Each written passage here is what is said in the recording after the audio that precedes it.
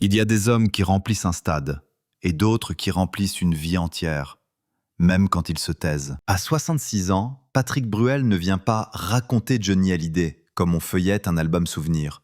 Il vient parler d'un homme qu'il a vu de près. Un homme dont la légende, justement, a souvent servi de paravent. Johnny, c'est la voix qui brûle, la moto, la scène, la France qui chante plus fort que ses propres fissures. Mais derrière ce mythe national, il y avait un corps fatigué, des peurs qu'on cache, des colères qu'on avale, et une tendresse rare quand le rideau tombait. Patrick Bruel, lui, appartient à une autre génération du même vertige. La chanson populaire, les salles pleines, l'amour du public comme une vague qui porte et qui écrase. Bruel a construit une carrière où l'intime devient collectif. Johnny, lui, a fait l'inverse. Il a transformé sa vie en spectacle, parfois malgré lui. Deux trajectoires parallèles, deux façons d'être aimé et donc d'être seul. Pourquoi Patrick Bruel parle maintenant? Parce que le temps change la nature des silences. Tant que Johnny était là, vivant, gigantesque, il restait cette règle non dite, ne pas toucher au noyau, ne pas contredire l'icône, ne pas ajouter une vérité qui pourrait être mal comprise, récupérée, tordue. Après la disparition de Johnny, il y a eu les hommages, les récits officiels, les guerres de mémoire, les photos triées, les versions acceptables. Et puis il y a ceux qui restent avec autre chose, des scènes invisibles, des instants sans public, des phrases qui n'avaient pas vocation à devenir des titres. Bruel, aujourd'hui, n'a plus besoin de prouver qu'il était proche. Il n'a plus besoin non plus de protéger une présence. Il protège autre chose, une complexité. Il semble dire, en creux, « Je ne parle pas pour faire du bruit, je parle pour remettre un visage sur la légende. » Et surtout, pour rappeler que Johnny n'était pas seulement un héros tragique construit par la presse et les projecteurs. Il était aussi un homme qui doutait de mériter cet amour-là. Un homme capable, dans une loge, de lâcher soudain, presque à voix basse, « Tu sais, on fait les durs, mais on prend tout. » Ce n'est pas une confession spectaculaire, c'est une mise au point. Une manière de rendre à Johnny ce que la légende lui a volé, le droit d'être contradictoire, fort et fragile, généreux et dangereux, lumineux et intranquille. Alors la question n'est pas « qu'est-ce que Patrick Bruel va révéler ?» La vraie question c'est « qu'est-ce qu'on a refusé de voir pendant des années chez Johnny Hallyday ?» Et si, derrière la légende, il y avait un homme qui demandait simplement qu'on l'aime sans le dévorer? Et si Patrick Bruel détenait la clé d'un Johnny plus vrai, plus humain que celui des affiches? Et surtout, sommes-nous prêts à entendre ce que même ses proches n'osaient pas dire quand Johnny était encore là? Patrick Bruel se souvient rarement d'une date comme on récite un agenda. Chez lui, la mémoire passe par une sensation, un détail humain, un ton de voix. Et lorsqu'il évoque Johnny Hallyday, il n'emploie pas d'abord les grands mots. Il parle d'un choc discret, de cette impression immédiate, presque physique, d'être face à quelqu'un qui occupe l'espace sans le vouloir, parce qu'il l'a payé trop cher. La première fois que leurs chemins se croisent, ce n'est pas seulement deux célébrités françaises qui se saluent, c'est deux rapports au public qui se mesurent. Bruel, encore dans cette énergie de conquête, l'envie d'aller vers, l'élan, la précision. Johnny, lui, a déjà derrière lui cette longue histoire où la scène n'est pas un lieu, c'est une nécessité. Et dans les premières minutes, Patrick comprend quelque chose d'essentiel. Johnny n'est pas à l'aise, il est rodé. Ce n'est pas la même chose. L'aisance vient de la paix, la rodage vient de la survie. On raconte souvent Johnny comme un homme de bruit, de moteur, d'excès. Bruel, lui, voit surtout un homme d'observation, un homme qui scanne une pièce avant de parler, qui jauge les gens comme on évalue un risque, puis qui, quand il choisit de sourire, vous donne l'impression que vous avez été accepté, pas admiré, pas flatté, accepté. Il y a, entre eux, ce premier échange de banalité, évidemment. Les compliments habituels, les formules de politesse, cette camaraderie de métier où chacun sait ce que l'autre endure. Mais très vite, Johnny déplace la conversation, comme s'il avait horreur de rester au niveau des apparences. Il peut lâcher une phrase simple, presque sèche. « C'est dur, hein, de rester vrai. » Bruel ne s'attend pas à ça, parce que dans ces moments-là, le monde attend du Johnny, une blague, une bravade, une anecdote. Et lui, il parle de vérité, de fatigue, de ce que ça coûte. Leur rencontre se construit ainsi, par petites touches, sans grande déclaration, avec des silences qui valent plus que des phrases. Johnny n'est pas un homme qui se livre par goût de la confession. Il se livre quand il sent qu'en face, l'autre comprend la règle, ne pas trahir, ne pas répéter, ne pas transformer une fragilité en monnaie. Patrick Bruel, de son côté, sait ce que c'est que d'être exposé. Il sait cette mécanique. Le public croit qu'il vous connaît, les médias croient qu'ils vous possèdent, et vous cherchez juste un endroit où respirer sans être interprété. C'est précisément là que Johnny et Bruel se reconnaissent. Pas dans le style, pas dans l'époque, dans la même question intime. À qui puis-je parler sans qu'on m'utilise? À partir de ce premier contact, il y a souvent un prétexte professionnel. Un plateau, un événement, un concert. Les mondes se croisent parce que Paris est petit quand on vit sous projecteur. Mais quelque chose change. Johnny commence à regarder Bruel autrement que comme le chanteur populaire du moment. Il le regarde comme un homme qui tient debout malgré la pression. Et Bruel, lui, cesse de voir Johnny uniquement comme une statue nationale. Il devine une présence nerveuse, presque inquiète, derrière la puissance. Il y a un geste que Bruel n'oublie pas dans ses premières périodes. Johnny, parfois, pose une main sur l'épaule en parlant. Une seconde. Pas pour dominer, pour vérifier que l'autre est là. Comme s'il avait besoin d'un contact réel au milieu d'un monde faux. Et il y a aussi cette manière de se protéger par l'ironie. Johnny peut lancer une phrase qui fait rire, puis s'arrêter net et vous regarder avec des yeux fatigués.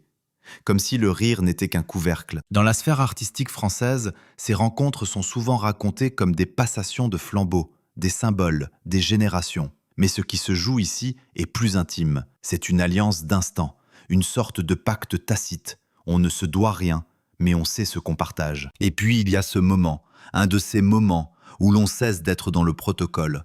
On est à l'écart, loin des micros. Johnny, sans prévenir, évoque la scène comme une dépendance.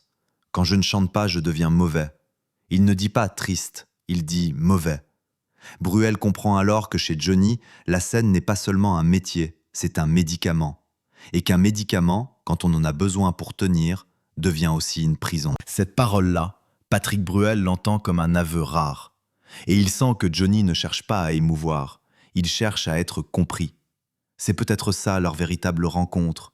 Le jour où Bruel comprend que Johnny ne demande pas l'admiration, il demande un témoin. Ce lien, au début, reste fragile, parce qu'avec Johnny, tout lien est fragile. Trop de monde tourne autour, trop de récits s'accrochent à lui.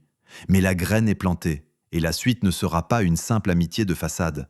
Ce sera une relation faite de respect, de prudence et de ces éclairs de vérité que Johnny n'offrait qu'à très peu de gens. À un certain niveau de célébrité, la gloire n'est plus une récompense, c'est une organisation. Une machine avec ses horaires, ses gardes du corps, ses contrats, ses retours presse. Et au cœur de cette mécanique, il y a deux hommes qui connaissent la même loi, chacun à sa manière. On ne vous demande plus d'être bon. On vous demande d'être vous, tout le temps, partout, sans pause. Quand Patrick Bruel entre dans ces années de triomphe, ces années où son nom suffit à remplir des salles, à déclencher des foules, Johnny Hallyday, lui, est déjà un continent. Il a traversé les décennies, les modes, les crises, les renaissances. Il est ce point fixe de la chanson française populaire. Même quand le monde change, Johnny reste. Et c'est précisément là que la comparaison devient injuste, mais inévitable. Parce que Bruel sait qu'il goûte à une intensité que Johnny a connue avant lui, et surtout plus longtemps. Une intensité qui finit par vous coûter quelque chose. Dans ces années-là, Johnny est au sommet d'un empire scénique. Des tournées gigantesques, une présence physique qui impose le respect, une voix qui porte toute une mythologie française, le rock, l'amour, la douleur, la route. On parle souvent de « la bête de scène », mais Patrick Bruel observe une autre réalité. La bête travaille. Rien n'est laissé au hasard. La respiration, la montée d'énergie, la tension entre deux chansons. Johnny ne se contente pas d'être grand, il maintient sa grandeur. Et maintenir, c'est épuisant. Bruel, qui connaît la discipline derrière le charme, sait reconnaître ce type d'effort. Il voit chez Johnny cette obsession de ne pas décevoir. Pas seulement le public, l'idée même du public. Comme si Johnny avait scellé un pacte. Tant que vous m'aimez, je vous donne tout. Mais tout, c'est une dette. Et une dette, un jour, se paie. Il y a aussi l'époque. La France du spectacle vit alors une forme de religion populaire. Les grandes figures fédèrent, rassemblent, incarnent. Johnny est un mythe national vivant. Bruel, lui, devient une figure générationnelle majeure, un visage de la chanson et du cinéma, un homme dont la popularité est parfois commentée comme un phénomène.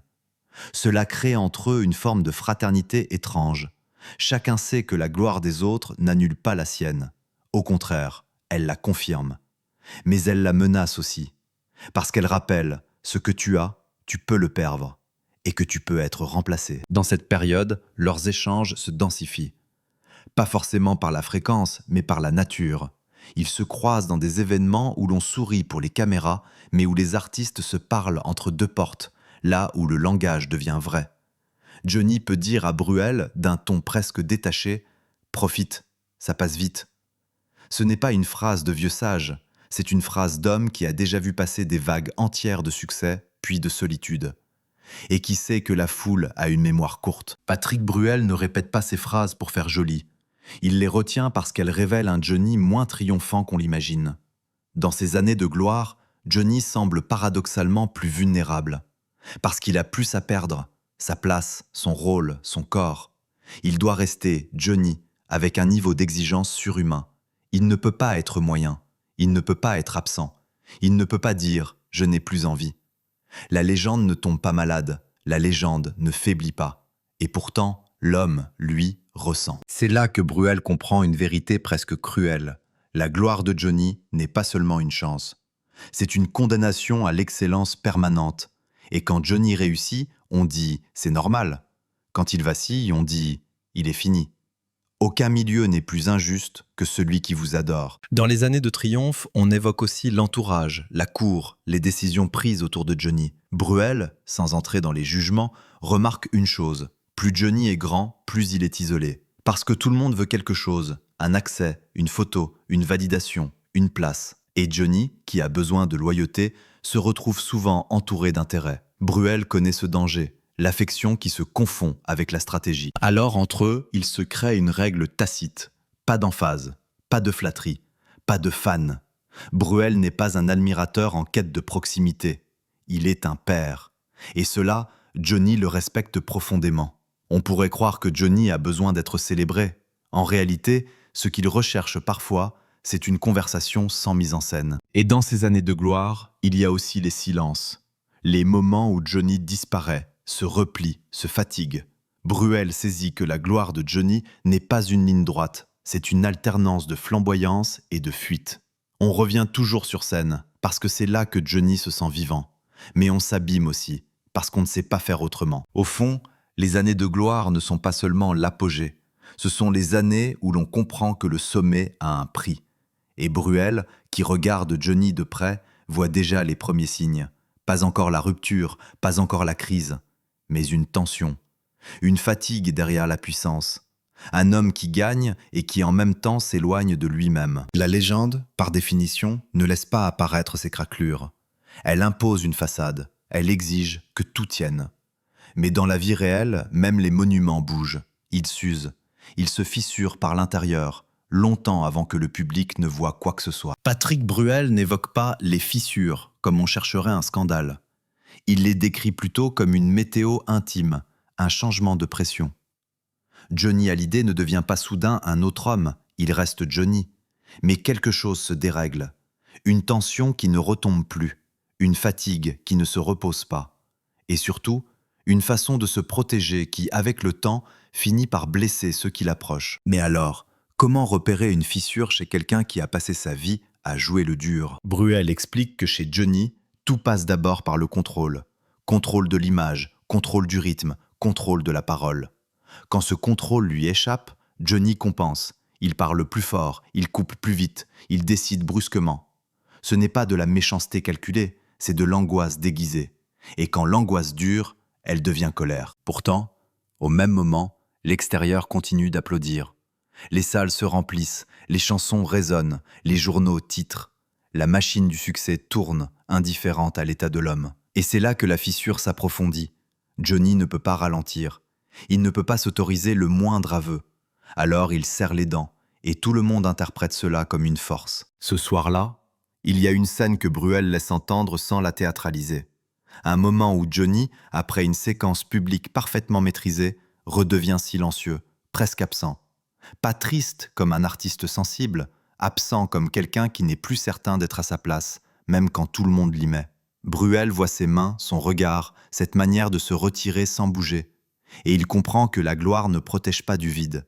Parfois, elle l'amplifie. Les fissures chez Johnny prennent plusieurs formes. D'abord, la défiance. Johnny a été trop trahi, ou il a eu l'impression de l'être. Dans ce monde, la trahison est souvent invisible. Un mot rapporté, une confidence utilisée, un geste interprété. Alors Johnny développe une vigilance permanente. Il teste les gens, il se méfie. Il peut passer en une seconde de la chaleur à la distance. Et ceux qui ne connaissent pas ce mécanisme pensent qu'il change d'humeur. En réalité, il se défend. Ensuite, la solitude. On imagine Johnny entouré. Et il l'est, bien sûr. Mais l'entourage n'empêche pas l'isolement, quand personne n'ose vous contredire. Bruel le dit à demi-mot. Autour de Johnny, il y a parfois trop de monde et trop peu de vérité. Parce que dire la vérité à une légende, c'est risquer d'être éjecté. Alors, on caresse dans le sens du mythe. Et Johnny, qui sent cette falsification, se referme encore plus. Enfin, il y a le corps. Le corps qui rappelle la réalité à celui qui, toute sa vie, a voulu dépasser la réalité. Johnny est une énergie, mais l'énergie a un prix. La voix, la fatigue, les nuits, le rythme détourné. Bruel n'entre pas dans le détail médical ici, mais il insiste sur une évidence. À force de pousser, on finit par se heurter à soi-même. Et ce heurte-là, chez Johnny, est insupportable, parce qu'il a construit son identité sur la puissance. Mais alors, que se passe-t-il quand la puissance vacille? Il y a, entre Bruel et Johnny, une forme de respect qui rend ces fissures encore plus sensibles. Bruel ne cherche pas à sauver Johnny, ce serait absurde. Il cherche plutôt à rester un interlocuteur qui ne demande rien. Et c'est souvent dans ces moments que Johnny laisse entrevoir, sans s'attarder, une vérité. Il peut dire dans une phrase qui semble anodine « J'en ai marre qu'on attende toujours quelque chose de moi ». Et il ajoute parfois un rire, comme pour annuler la gravité. Mais Bruel, lui, n'entend pas le rire. Il entend l'épuisement. Ces fissures apparaissent aussi dans les relations. Quand on est une icône, on a tendance à croire que l'amour doit être total, immédiat, inconditionnel. Johnny attend beaucoup, parfois trop. Et quand l'autre ne suit pas ce rythme, Johnny le vit comme une trahison. Bruel le comprend, parce qu'il connaît l'intensité de ces vies-là. Mais il voit aussi les dégâts. Johnny peut être injuste, il peut être dur, il peut se fermer brutalement et laisser l'autre dans l'incompréhension. Pourtant, il reste l'autre Johnny, celui des gestes silencieux, celui qui, un jour, envoie un message court, sans explication, juste pour dire « ça va ?» Celui qui, quand il sent qu'il a été trop loin, ne fait pas de grands discours. Il se rattrape par une présence, une main, un regard, une phrase simple, presque pudique. « Excuse-moi, j'ai pas dormi. » Les fissures, au fond, ne détruisent pas l'homme. Elles révèlent ce qu'il a toujours combattu, sa propre vulnérabilité. Et dans cette période, Bruel comprend que le danger n'est pas l'ennemi extérieur. Le danger, c'est Johnny contre Johnny. Johnny qui refuse de vieillir, de douter, de ralentir. Johnny qui veut rester la légende, même quand l'homme demande une pause. Et c'est là que la question devient inévitable. Jusqu'où peut-on tenir quand toute une nation vous regarde comme si vous étiez invincible? Chez Johnny Hallyday, la crise n'arrive jamais comme un simple mauvais moment. Elle arrive comme un basculement. Comme si d'un coup, la frontière entre l'homme et la légende se déchirait. Et que tout le monde, enfin, voyait ce qui avait été dissimulé par la puissance. Patrick Bruel n'emploie pas le mot rupture à la légère. Il sait que dans la vie de Johnny, il y a eu des tempêtes répétées, des excès, des renaissances, des départs, des retours. Mais il y a une période où la fragilité n'est plus un murmure, elle devient une réalité imposée, non négociable, et à partir de là, le silence change de nature. Ce n'est plus un silence d'homme discret, c'est un silence d'homme acculé. La crise d'abord, c'est le corps qui dit stop. Un corps que Johnny a toujours traité comme un outil de guerre. On le pousse, on l'exige, on l'épuise et on recommence. Sauf qu'un jour, la machine ne répond plus de la même manière. Patrick Bruel raconte cette bascule sans voyeurisme. Il insiste sur l'impression générale, presque brutale, que l'invincibilité n'est plus crédible. Et quand l'invincibilité tombe, l'écosystème entier vacille. Parce que tout, autour de Johnny, s'est construit sur l'idée que Johnny ne tombe pas. Mais alors, qu'est-ce que fait Johnny quand il sent qu'il pourrait tomber? Il fait ce qu'il a toujours fait. Il se bat, il durcit, il se renferme. Il accepte l'aide, mais il refuse la faiblesse. Et cette nuance est essentielle. Johnny peut être entouré, pris en charge, suivi, soutenu, et pourtant rester seul au centre. Parce qu'admettre la faiblesse, pour lui, ce n'est pas seulement souffrir, c'est renoncer à l'image qu'il a défendue toute sa vie. Ce soir-là, Bruel se souvient d'un climat particulier. Pas de grands éclats, pas de scène cinéma, plutôt une tension lourde, palpable. Les gens parlent à voix plus basse, on évite certains sujets, on se demande ce qu'on a le droit de dire et à qui. Et Johnny, au milieu, continue d'avancer comme s'il devait prouver quelque chose, même à ceux qu'il aime. La crise, c'est aussi le chaos autour de lui. Quand un monument chancelle, chacun veut maîtriser le récit.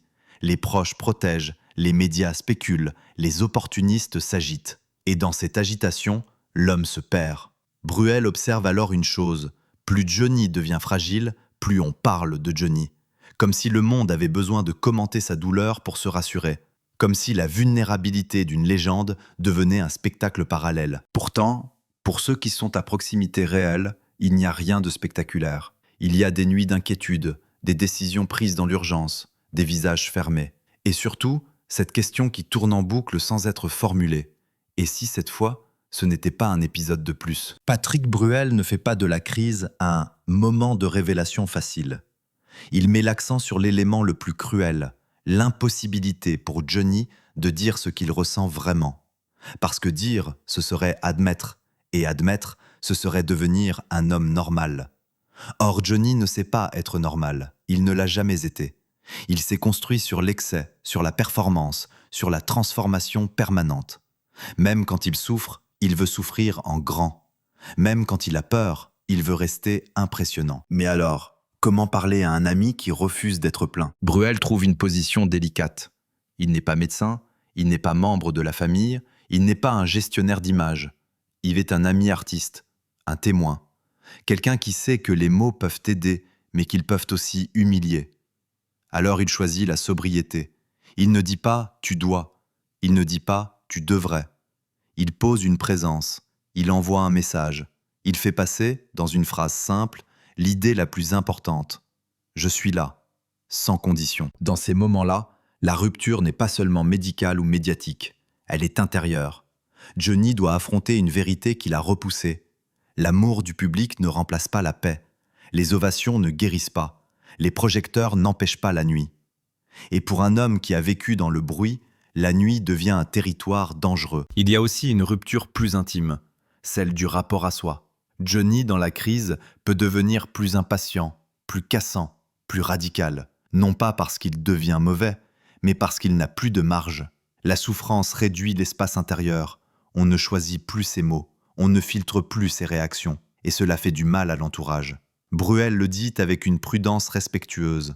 Aimer Johnny dans ces périodes, c'est accepter qu'il vous repousse au moment même où il aurait besoin qu'on s'approche. Ce soir-là, il y a une phrase rapportée comme un écho qui traverse tout. Je veux pas qu'on me voie comme ça. Ce comme ça résume tout. Il ne parle pas de la douleur, il parle de l'image, comme si le regard des autres était plus lourd que le symptôme, comme si la honte de la fragilité était plus forte que la fragilité elle-même. Et c'est là que Bruel comprend l'homme derrière la légende. Johnny n'a pas seulement peur de mourir, il a peur de ne plus être Johnny. La crise au fond met chacun face à une évidence. Les chansons restent, les foules restent, mais l'homme, lui, est en train de lutter contre quelque chose qu'aucun concert ne peut repousser. Alors une question s'impose, presque cruelle.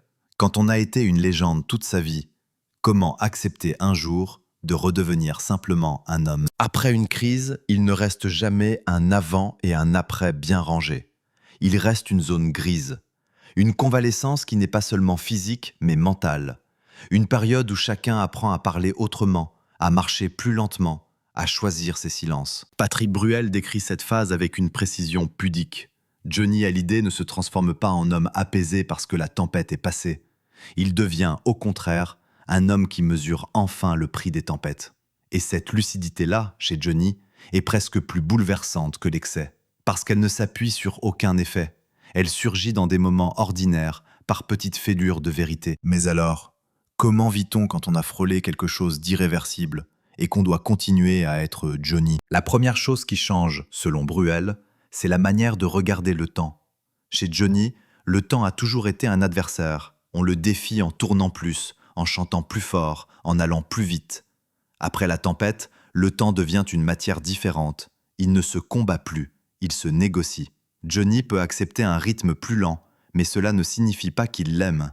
Il l'accepte comme on accepte une contrainte injuste. Et pourtant, dans cette contrainte, certains gestes s'adoucissent. Bruel raconte que Johnny, dans l'après, peut être plus direct, moins dans la posture. Il n'a plus la même patience pour le théâtre social. Les conversations superficielles l'épuisent. Il va droit au point. Et paradoxalement, cela crée des moments plus vrais. Johnny ne cherche plus à séduire, il cherche à être compris. Une phrase peut tomber, simple, sans décor. J'ai compris un truc, on n'a pas tout le temps qu'on croit. Ce n'est pas une morale, c'est un constat d'homme qui compte ses forces. Dans cette période, il y a aussi des preuves du regard des autres. Les gens veulent le revoir, les médias veulent le commenter, les fans veulent le rassurer. Tout le monde projette sur lui un récit, le phénix, le survivant, le héros. Or Johnny, lui, est plus fragile qu'il ne veut l'admettre. Il supporte mal d'être réduit à son état. Bruel perçoit une irritation. Johnny refuse qu'on parle de lui comme d'un patient. Il veut redevenir un artiste. Pas parce qu'il nie la réalité, mais parce que c'est sa seule identité stable. Ce soir-là, Bruel évoque une scène discrète. Quelqu'un parle trop fort de ce qu'il a traversé, comme si Johnny était absent.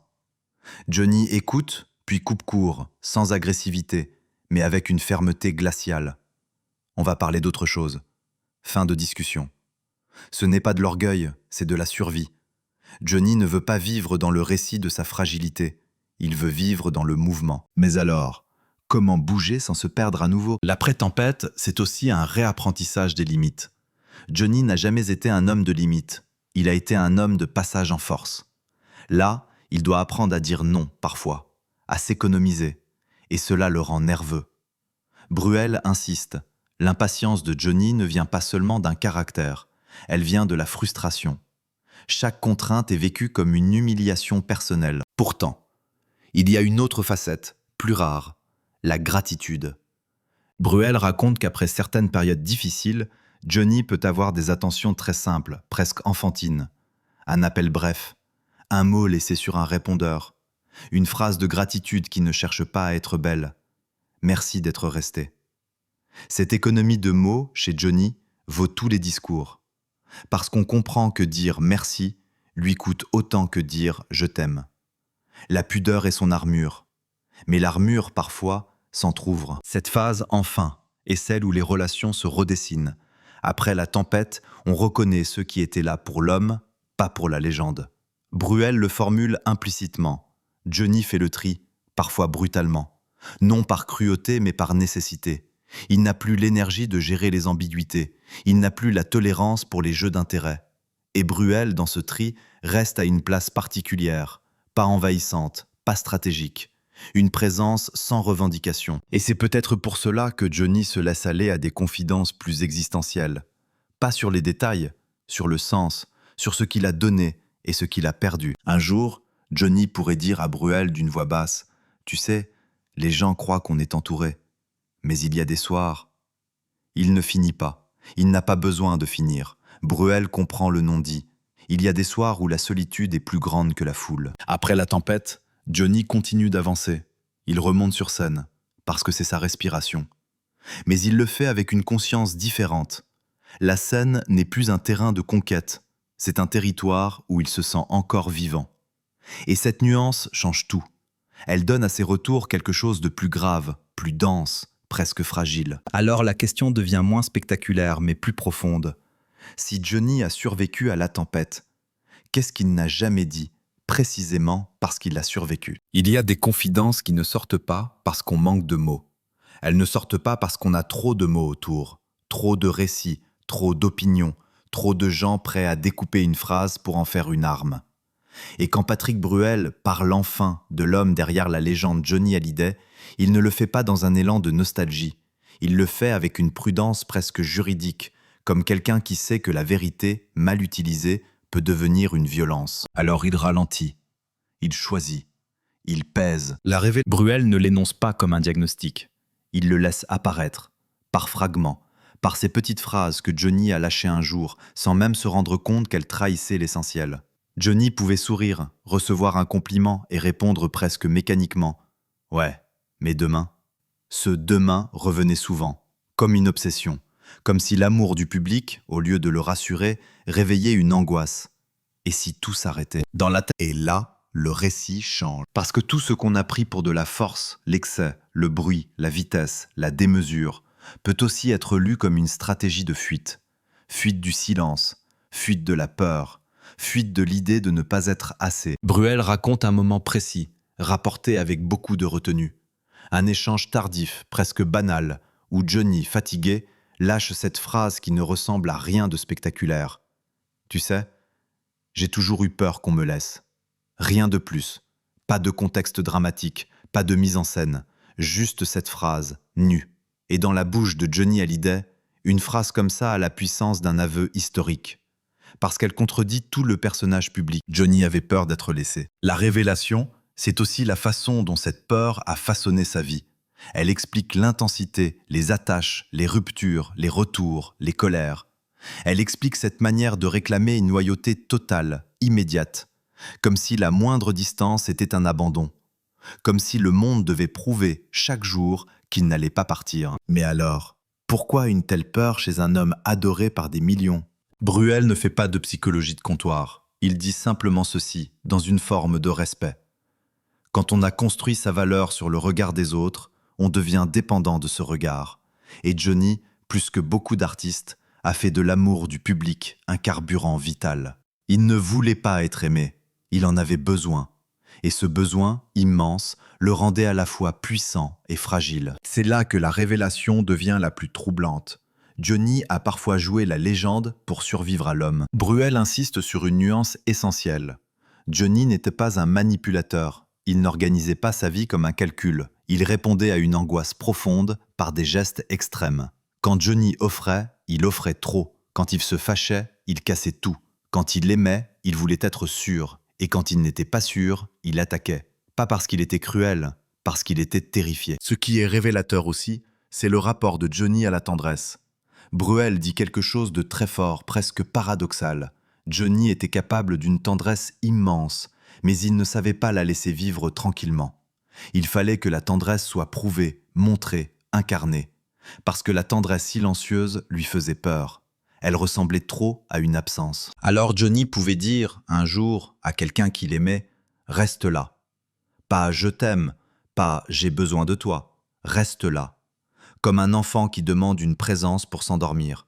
Et Bruel, en racontant cela, ne cherche pas à infantiliser Johnny. Au contraire, il lui rend une humanité que la légende a écrasée. La révélation de Bruel, enfin, concerne la finitude.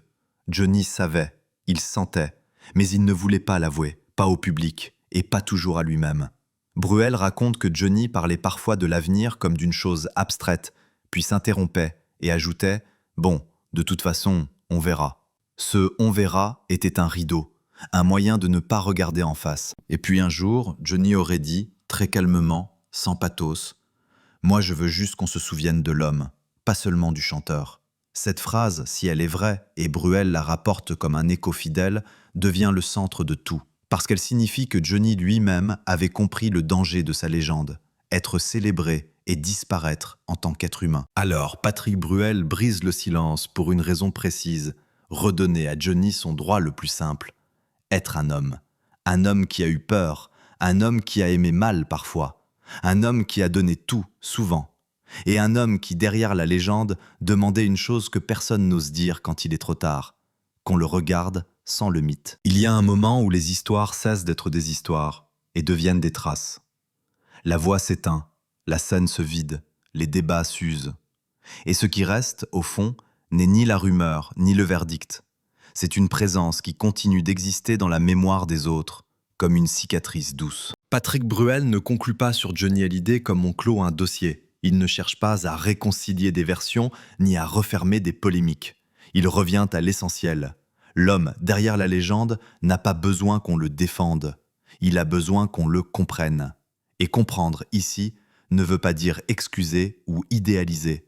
Comprendre veut dire accepter la complexité. Johnny a été un symbole national, mais il a été aussi un être humain pris au piège de ce symbole. Bruel, en parlant aujourd'hui, fait un geste rare dans le monde du spectacle. Il retire un peu de décor pour laisser apparaître une vérité sans effet. Il rappelle que la légende Johnny n'est pas née du mensonge. Elle est née d'une nécessité collective. La France avait besoin de croire à une figure qui dure, qui traverse, qui tient. Johnny a tenu, longtemps, magnifiquement. Mais tenir n'est pas vivre. Et vivre, c'est parfois trembler. Dans la bouche de Bruel, la dernière image de Johnny n'est pas celle d'un conquérant. C'est celle d'un homme qui a compris, peut-être trop tard, que l'amour peut être un poids quand il n'est jamais accompagné d'un droit au repos. Il y a quelque chose de profondément moderne, presque universel dans ce portrait. Être applaudi et se sentir seul. Être reconnu et douter de soi. Être aimé et avoir peur de l'abandon. Ce n'est pas une tragédie fabriquée. C'est une condition humaine amplifiée par le projecteur. Bruel évoque alors une chose qui, dans le tumulte médiatique, disparaît souvent, la transmission. Ce que Johnny a laissé à la musique française, bien sûr cette manière d'incarner une chanson comme une confession publique, cette puissance de scène qui a fixé des standards, mais aussi ce qu'il a laissé à ceux qui l'ont approché, une leçon silencieuse sur l'endurance, sur le prix de la performance, sur la fragilité qu'on cache derrière l'assurance. Et c'est peut-être là que l'épilogue prend un tour plus intime. Bruel ne dit pas « Johnny était ceci » ou « Johnny était cela ». Il dit implicitement « Johnny m'a appris ». Il m'a appris qu'il ne suffit pas d'être aimé pour être en paix. Il m'a appris que la popularité peut devenir une dépendance et que l'artiste doit parfois se protéger de ce qu'il désire le plus, l'ovation permanente. Puis il y a le public, toujours. Le public qui, après la mort, réclame des preuves, des récits, des révélations, comme s'il fallait remplir le vide. Bruel, lui, fait l'inverse. Il accepte le vide. Il accepte qu'il y ait des zones qui ne seront jamais racontées. Il accepte que Johnny garde une part de mystère, non pas parce qu'il faut sanctuariser la légende, mais parce que toute vie humaine a droit à son ombre. Dans cette conclusion, une idée se dégage. La légende n'a pas besoin d'être agrandie. Elle a besoin d'être humanisée. Johnny n'était pas seulement un héros populaire. Il était un homme qui a parfois abîmé ce qu'il aimait, parce qu'il avait peur. Un homme qui a donné sans compter, parce qu'il ne savait pas faire autrement. Un homme qui a construit une armure si brillante qu'elle a fini par le couper de sa propre douceur. Et malgré cela, ou à cause de cela, il a touché des millions de gens. Parce que sa voix portait quelque chose de brut, de vrai, d'incontrôlé. Bruel s'arrête sur un dernier point, presque moral, mais sans sermon. Nous avons tendance à avaler les artistes comme des personnages. Nous exigeons d'eux une cohérence, une perfection, une éternité. Et quand ils tombent, nous les commentons. Quand ils souffrent, nous interprétons. Johnny a été victime de cette mécanique autant qu'il en a été le roi. Il l'a nourrie et elle l'a mangée. Alors qu'est-ce qu'on fait maintenant? On écoute autrement, on regarde autrement, on se souvient autrement. On peut continuer à célébrer les chansons, les tournées, les images iconiques. Mais on peut aussi garder en tête cette phrase qui change tout. Derrière la légende, il y avait un homme qui avait peur d'être laissé. Et cette peur, ce n'est pas un détail, c'est le cœur. L'épilogue, finalement, n'est pas une conclusion sur Johnny, c'est une conclusion sur nous, sur notre besoin de mythe, sur notre manière d'aimer des figures publiques sans leur laisser la place d'être simplement humaines. Et puis le récit se tait, comme il doit se taire. Et sur la table, il reste une photo. Le temps, lui, ne dit plus rien.